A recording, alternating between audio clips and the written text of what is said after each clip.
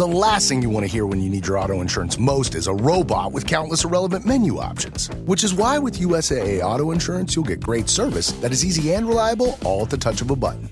Get a quote today. Restrictions apply. USAA. 1, 2, 3, 4.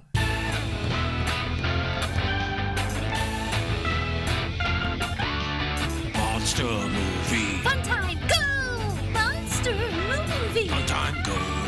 Monster Movie. Fun time. Go! Monster movie. Fun time, go. With Precious D and Honeybee. Fun time, go! Ladies and gentlemen, boys and girls, friends and neighbors, welcome to Monster Movie Fun Time Go. I am one of your hosts, Precious D. And I am the other one of your hosts, Honeybee. Honeybee and I are two best friends making our way through the history of kaiju movies. We began in 1933 with King Kong, and today we are back with King Kong in 2017, Ooh. Kong Skull Island. Yeah. Just Kong, not King Kong, although somebody does call him a king once or twice in this movie. Because he is a king. Is 118 minutes in color in English. Budget was 185 million. Box office 568.7 million. Well done. This is Kong's introduction into the Monsterverse. And since he's eventually going to fight Godzilla, they had to make him bigger than 50 foot tall. Which is always the case when Kong's going to fight Godzilla. They got to beef him up. And they mentioned that he's still growing. So he's going to get even bigger, I think, by the time he meets Kong. This movie has 3 Marvel people in it. The cast is fire. The first movie that Samuel Jackson and Brie Larson are in together. They will go on to be in 4 more movies together. 3 of which are Marvel movies, I believe. The cast. Tom Hiddleston, a Marvel dude, as James Conrad. Samuel L. Jackson as Preston Packard. John Goodman as William Bill Randa. Brie Larson, she wasn't in Marvel movies yet, but she eventually is in them, as Mason Weaver. Jing Tian as San Lin. Toby Kebbell as Jack Chapman, John Ortiz as Victor Neves, Corey Hawkins as Houston Brooks, Jason Mitchell as Glenn Mills, Shea Wiggum as Earl Cole, Thomas Mann as Reg Slivko, Reg Slivko, Terry Notary as Toby Kebbell as Kong. No, I'm sorry. Terry Notary and Toby Kebbell as Kong. I guess, is one of them doing the voice and one doing the motion capture? John C. Reilly as Hank Marlowe. And then there's a couple other people. Eugene Cordo as Relis Sky. Mark Evan Jackson as Steve Woodward. Richard Jenkins as Senator Al Willis. Miyavi as Gunpei Ikari. Robert Taylor as the captain of the Athena. Thomas Middleditch. I don't know who the fuck he was. Moise Aris, Nick Robinson, Aaron Moriarty appears Bargus. Dat Fan portrays a bar thug? Okay, I don't know who any of those people are. Wikipedia thinks they're important. Honeybee, what are your initial thoughts on Kong Skull Island? Okay, I have quite a few initial thoughts because I did actually see this movie when it came out, and embarrassingly enough for me, this was kind of my first actual full Kong experience. I definitely knew who King Kong was, but I didn't see, I think I maybe had seen the 2005 movie, but it was probably in like 2005, and I didn't really remember it. I think I only remember bits and pieces of it, but 2017, I did see this movie. I wasn't didn't really care in the moment, like, but I did think that it was a good movie. So when we started the show and we watched the original King Kong, this is kind of what was in my brain for King Kong. And so I just remember how absolutely ridiculous I thought, when we see King Kong come out in that suit, and I don't know if you remember, but I just busted out laughing. And I kind of just thought, wow, this is so funny that this is where we started, coming from, this Kong Skull Island, which I had seen and knew. So I actually just didn't really have an appreciation or really a respect for the original King Kong based on my one experience with this. But I have a few things to say about that, because our first year at G-Fest, I remember this man talking to us in a line, and he was talking about watching the original King Kong as a kid with his dad, and he was talking about just how good it was, and it really kind of blew my mind, but it really gave me an appreciation for, like, wow, okay, I could understand seeing that movie for the first time when it came out or whatever, and thinking it's so amazing. And I just really didn't have I feel like the respect that I should have, or the appreciation that I should have watching the original King Kong, because this was kind of, the King Kong experience that I had.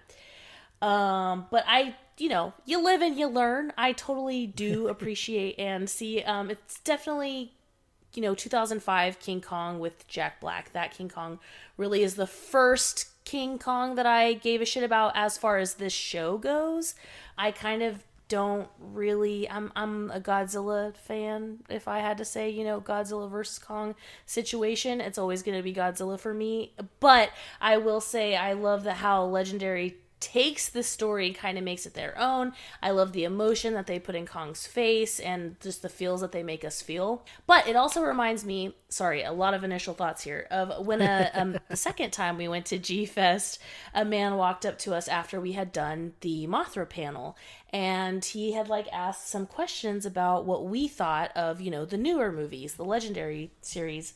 And for him, his King Kong was, the originals and going up into this point. And he was just talking about how he didn't really like them. He didn't like the story, and he didn't like the things that were changed in it.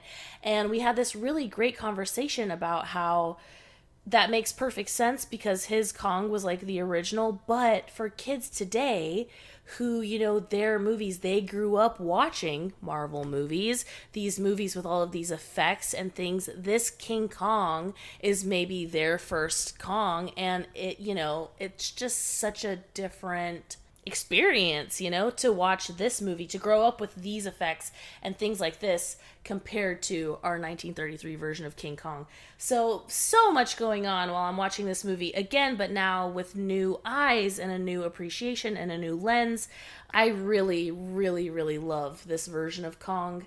And like I said, because I think that Legendary is really good about making us feel for him and feel all of the things.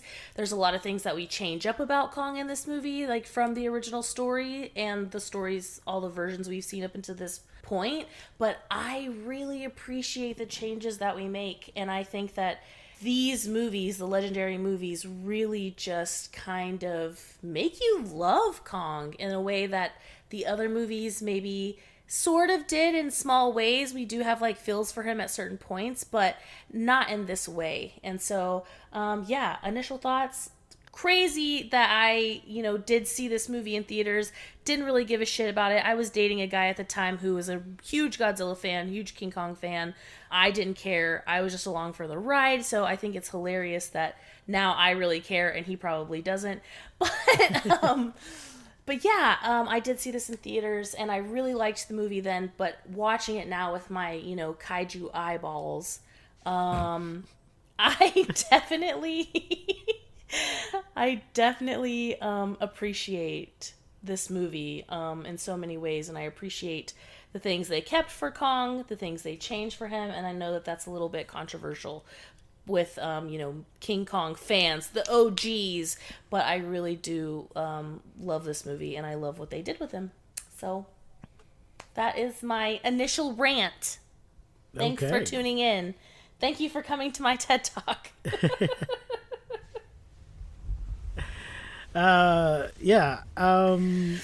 Gosh, I don't know how I feel about it. I mean, it's a reboot. They can't just. I might have liked it better if they had sort of integrated the original story into this one and maybe had a Son of Kong situation. Mm-hmm. I did think it was a little weird to set it when they did and to have it be a Vietnam movie. Mm-hmm. Very, very much a Vietnam movie. But there you go. That's what they decided to do. I don't know. I enjoyed it, but it's not my favorite Kong. I think probably Peter Jackson's is my favorite. Yeah, for sure. Yeah. Well, let's take a look at the plot that we got from Wikipedia. Thank you, Wikipedia. In 1944, two World War II fighter pilots, American pilot Hank Marlowe and Japanese pilot Gunpei Ikari, parachute onto an island in the South Pacific after a dogfight and engage in close combat until the fight is interrupted by a giant ape. Oh, hey, Kong. Minutes in and we're already seeing you. Good to see you here. In 1973, Bill Randa, head of the organization Monarch, convinces the government to allow him to lead a research expedition to the recently discovered Skull Island. And we will see a younger version of this character in the Monarch TV show. Oh, nice. He Okay. recruits a U.S. Army unit commanded by Lieutenant Colonel Preston Packard Tracker and former British Special Air Service Captain James Conrad and anti-war photographer Mason Weaver. Because somebody says, that's a weird thing for a war photographer. And she says, I'm an anti-war photographer.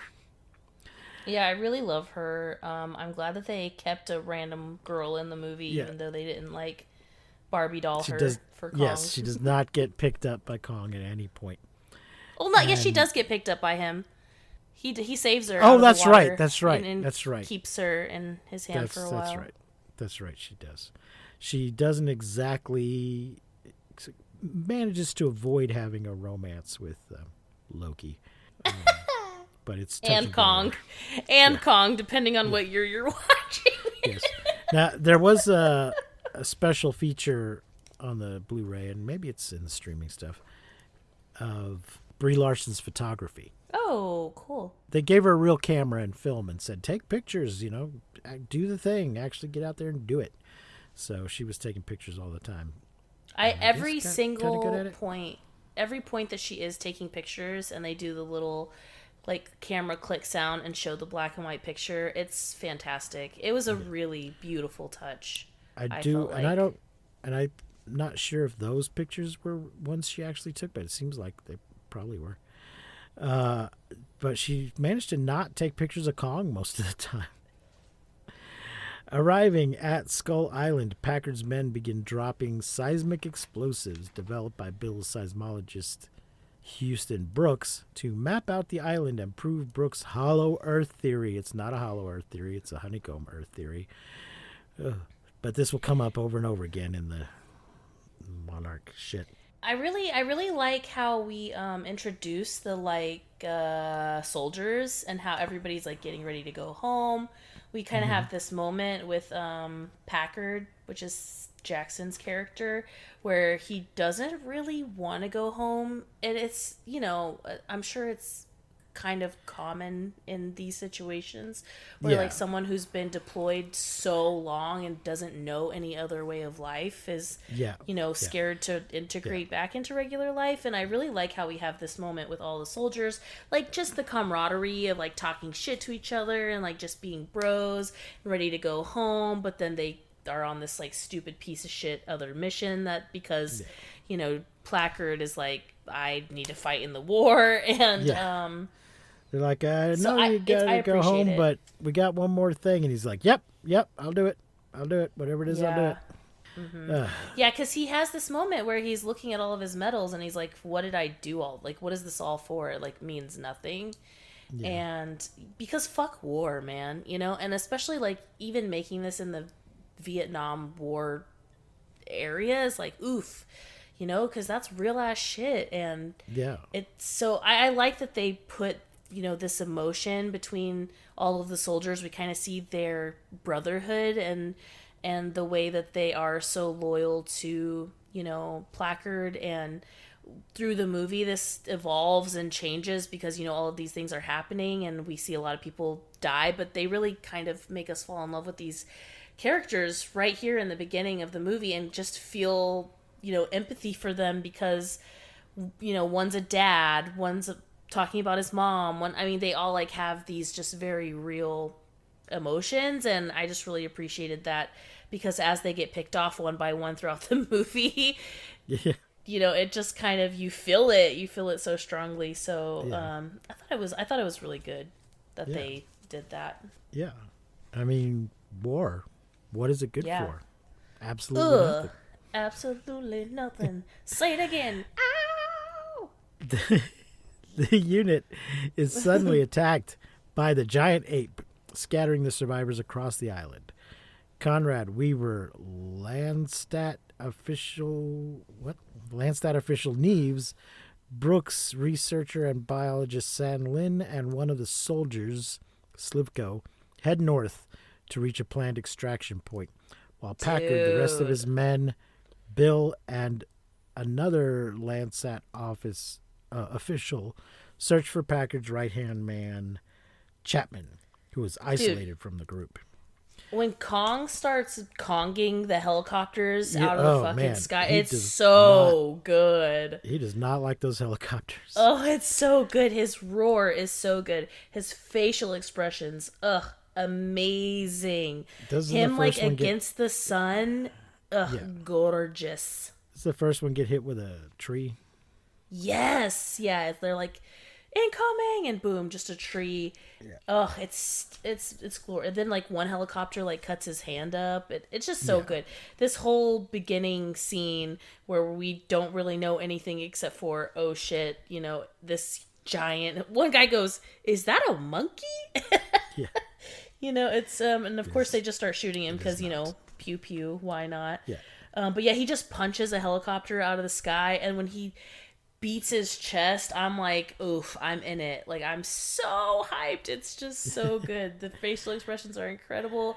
And when I love the difference between his roar and Godzilla's roar. And just, I don't know if this is just me or if maybe you feel this way too.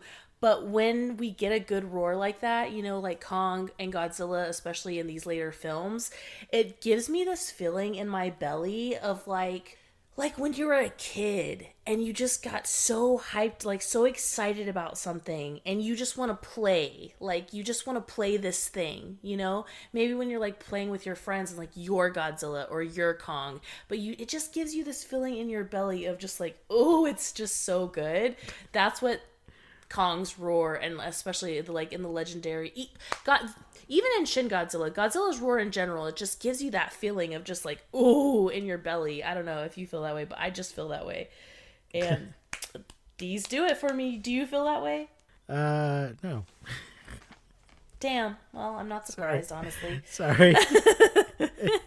Don't be sorry. It's all right. Conrad's group encounters the local Iwi natives and an older Marlowe. Marlowe tells the group about the giant ape named Kong.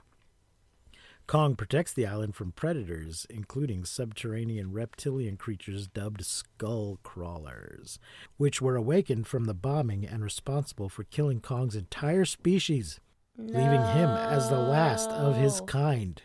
That The sucks. Iwi believe when Kong dies, a larger skull crawler will awaken and ravage the island. Marlowe reveals he and Ikari became friends during their time on the island, but Ikari was killed by a skull crawler some time ago. I love that. I love that so much that they became more than friends, like brothers. Yeah. And also when we see Marlowe, when he comes out, I was like, Dale? Because this guy, obviously he's been in a lot of shit, but he's like very like stepbrothers to me. Okay. So it was really funny when he walked out. I just forgot he was in this movie, and I'm just like, Dale, what are you doing here? So funny. But I really loved his character. I love that he understands the natives, even though they don't speak, because he's been there for 28 years. So of course he understands them, But I love the whole dynamic of his character and just how respectful he is of this place that he's been for 28 years. It's just so good.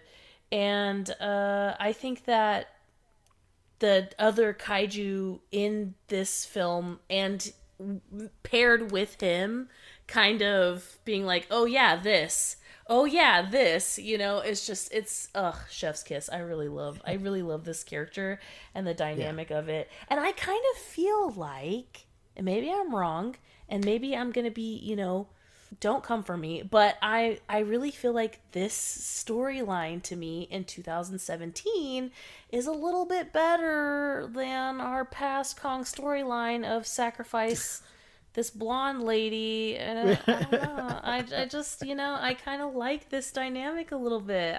I kind of like this change. It kind of makes me, I don't know. I prefer this over the damsel in distress, and I know that's probably gonna piss some people off, and I apologize. You take your Kong how you like it, and I'll take mine how I like it. Okay. Okay. There's enough Kongs to go around. While Chapman is ambushed and devoured by a skullcrawler, Conrad's group helps Marlowe finish a boat made from parts of Marlowe's and Ikari's downed planes. They ride down the river where Neves is torn apart by carnivorous birds and secure communication with Packard's group. It sucks too because that guy, specifically that guy, did not even want to get on the fucking helicopter when they were back home. He never, I was like, I can't believe this guy of all people has made it to this point, and then boom, they killed him all, tore him to pieces, literally. And I was like, oh, well, that sucks. Because, everybody was about to go home. And that's a bummer that everyone died. But I really felt bad for this guy who didn't even want to get on the helicopter at the beginning of the mission. And also, before this, when Kong fights the tentacly monster, so dope. So cool. Wasn't there a thing about in the original Kong, they wanted to have him fight an octopus and were not able to? So yeah, something like that. I think that's why that particular scene is there. Why he's fighting an octopus. Loved the octopus. Loved the giant spider. Loved the skull crawlers or whatever Dale calls them. His name's not Dale in this movie. No. You know the guy. When they regroup with Packard, he insists on searching for Chapman. Bad math. Marlowe leads them through a mass grave of dinosaurs and Kong's family members. The skullcrawler that killed Chapman attacks them, killing Bill and other soldiers. And we know it's the one that killed Chapman because he coughs up Chapman's skull and dog tags. Like a hairball, like a cat with a hairball, just Yes. So he kills Bill and other soldiers before Weaver triggers a flammable gas explosion that kills it. Upon learning of Chapman's death, Packard reveals his plan to kill Kong and avenge his fallen men. Bad plan. Marlowe and Brooks attempt to explain how many that people have to tell you it's a bad plan before you fucking listen? God damn it! Yeah. They explain that killing Kong would lead to the skullcrawlers running rampant, but Packard refuses to listen. The groups part ways, with Packard's group and Slivko retrieving the weapons from Chapman's chopper and laying a trap for Kong at a nearby lake, while the rest head back to the boat. Conrad and Weaver meet Kong up close, and seeing his true peaceful nature, resolve to save him. But she kind of has a moment before they have this moment together where there's this longhorn cow dinosaur thing that's been crushed by a helicopter, It's like a yak. Yeah. Yakety yak. Anyways, so yeah, Mason kind of has this moment with Kong because she's trying to lift an entire fucking helicopter off of this yak, which but then Kong walks up, lifts the helicopter off. They have this moment of just staring at each other in kind of peace. So she kind of already has a moment with Kong, which I did appreciate before they have this moment together. Yeah. And I really liked that. I really love her character. I love her character so much. I think that it's great, and I'm glad there isn't a stupid love story in here. I really like just the dynamic of everybody and how I love that at one point the guy says, that Kong is king around here. He's God to these people. And he's a good king. He really does keep them safe. And I feel like that's something, original Kong that we have, he was maybe the same thing, a king or a god to these people, but they were having to sacrifice people for that.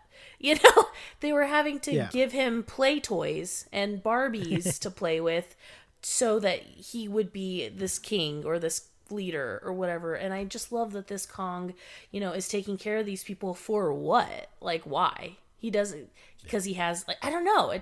I really like the dynamic of we're not sacrificing people to this Kong, and he's still looking out for us. He's still a good king. He came and took the helicopter off the yak. He killed the tentacle thing, but then he ate it.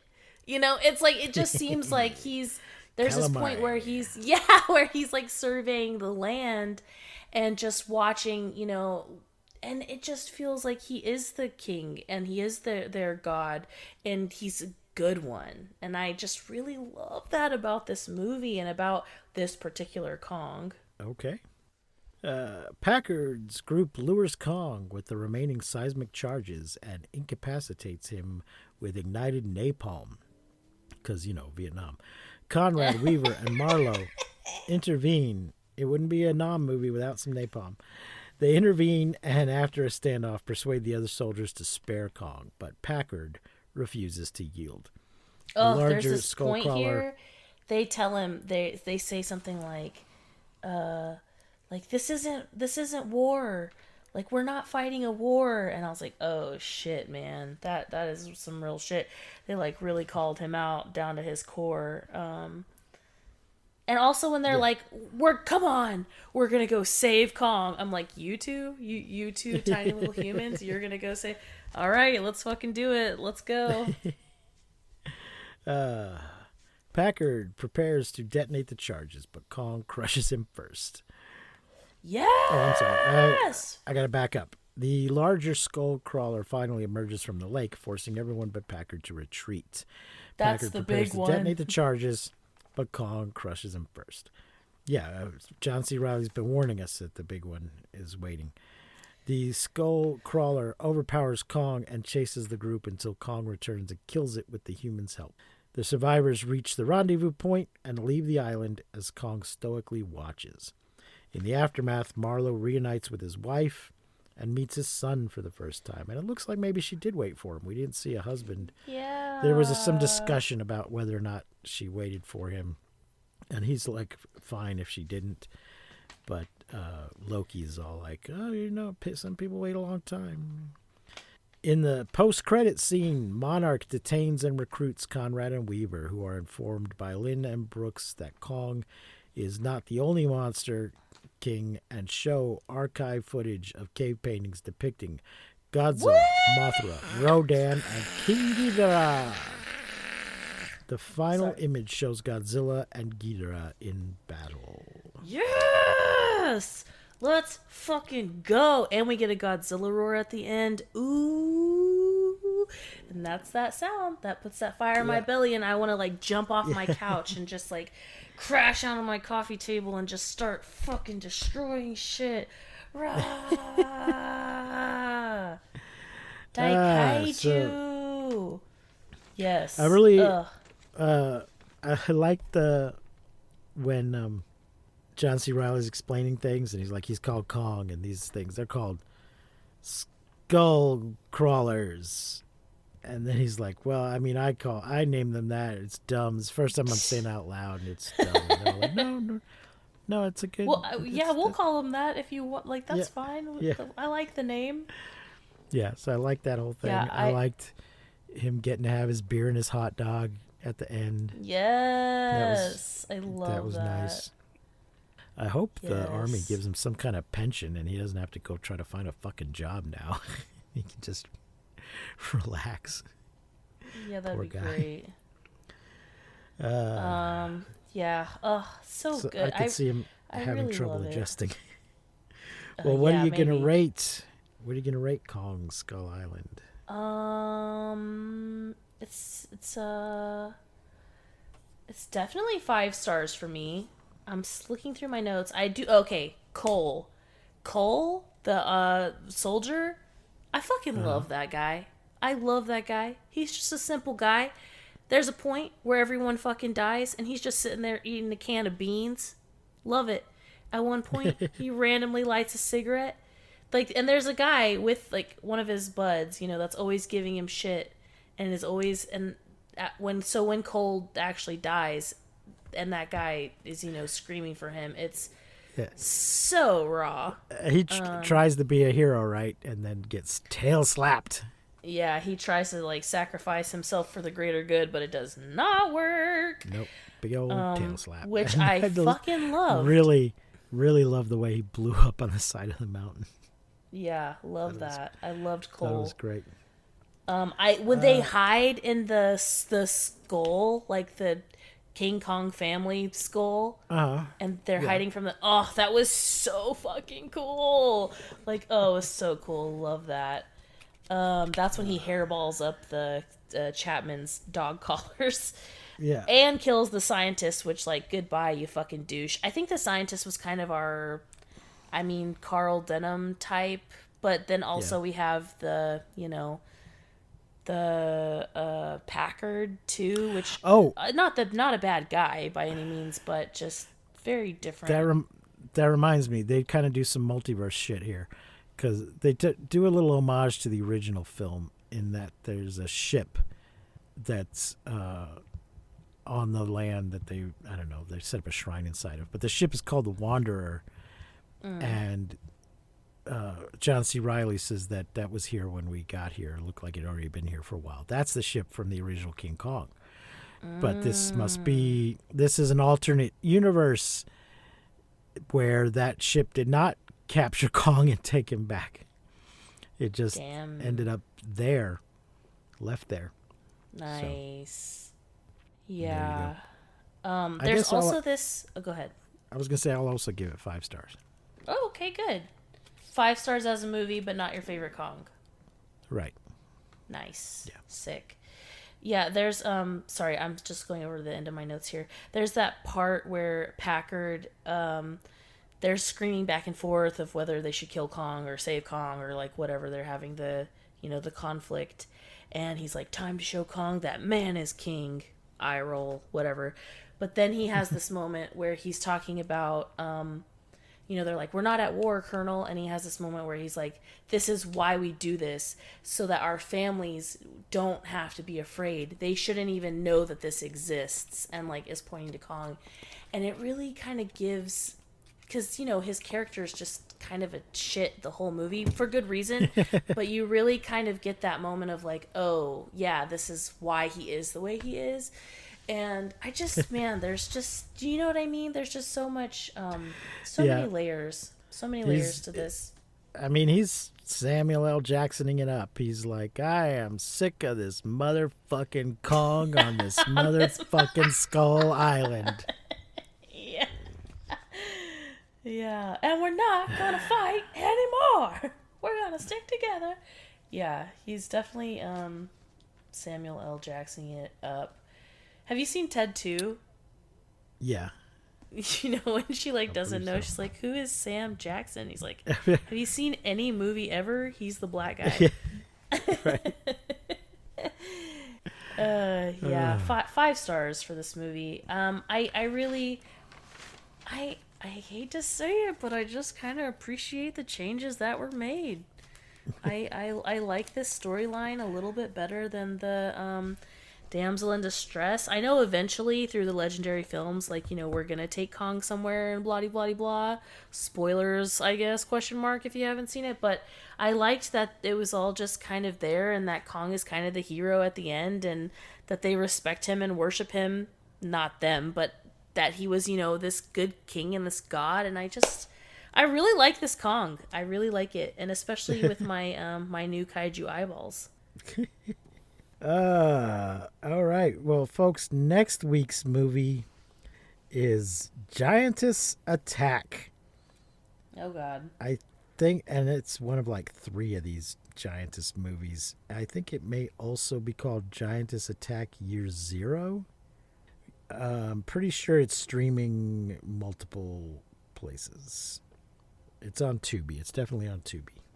Yeah, it's gonna be terrible. But once we did Attack of the 50-Foot Woman, it was just inevitable that eventually we were gonna have to do Giantess Attack. That's just something we committed to early on, and now we're paying the price. But at least we got the last two movies that we did. Yeah. Well, actually, I really liked what was it? Colossal, yeah. Colossal was really fucking good too. Yeah. So No, we've had a run. We're having a little balance here. We've had a run of some good stuff, but now we're getting back into multi-headed shark territory for a while. But it shouldn't last too long. Well, that's going to do it for this week, folks. Until next time, I have been Precious D. And I have been Honey Bee. Remember to keep calm and take shelter in basements. And please, don't misuse science. We won't see you, but you will hear us next time on Monster Movie Fun Time Go. Yay! You've been listening to Monster Movie Fun Time Go. If you enjoyed the show, please consider rating and reviewing us on your podcasting platform of choice. You can leave us a message and find links to all our things at mmftg.com.